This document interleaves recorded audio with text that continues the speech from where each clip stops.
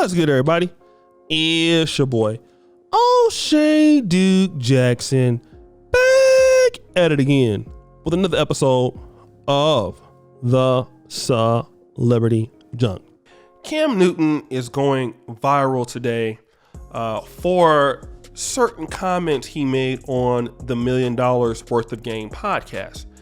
Now, Cam Newton is from Atlanta. He was at one point the league MVP, and he's dealt with a lot of women out here in these streets, especially being from Atlanta, where there's a lot of eligible sisters out there, a lot of the Instagram model community, if you will, a lot of women trying to thirst after him.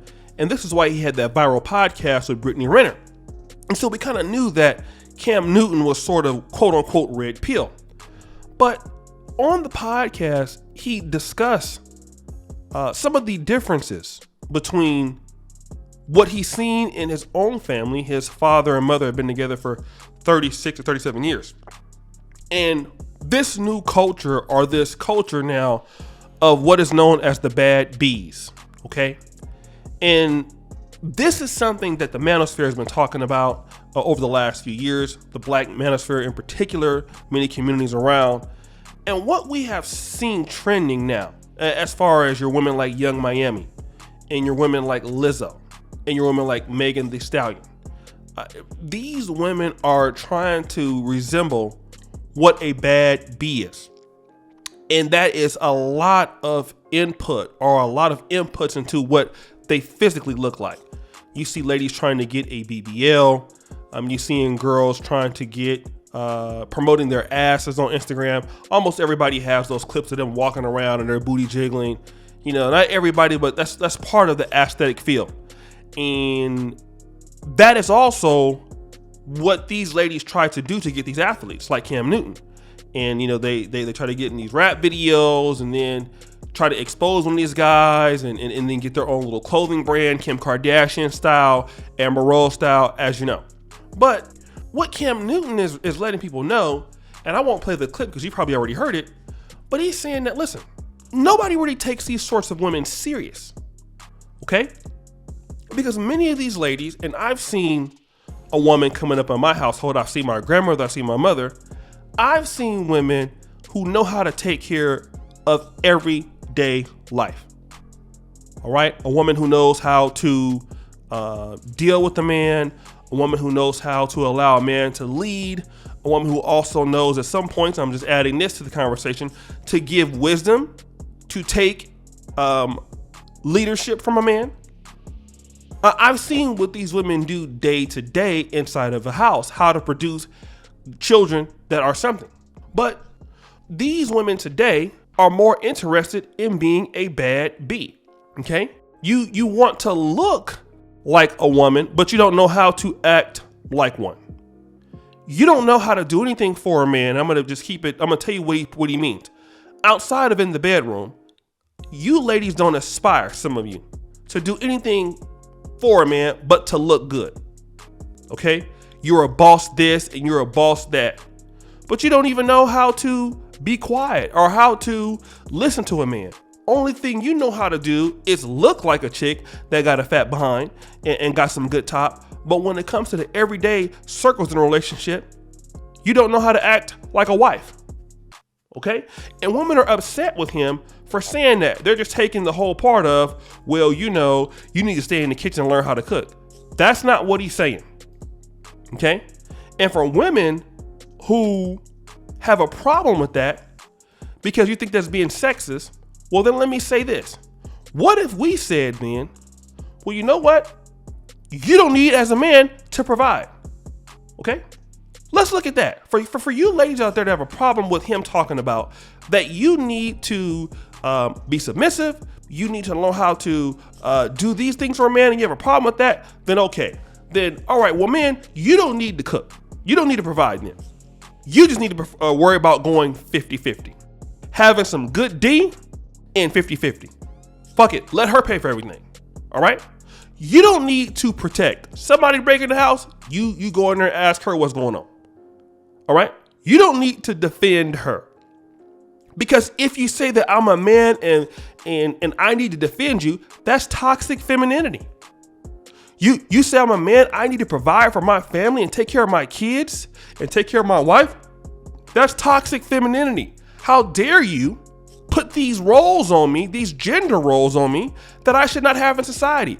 Even feminists, all right, would have no problem with a woman demanding that a man provide for her no matter how she acts.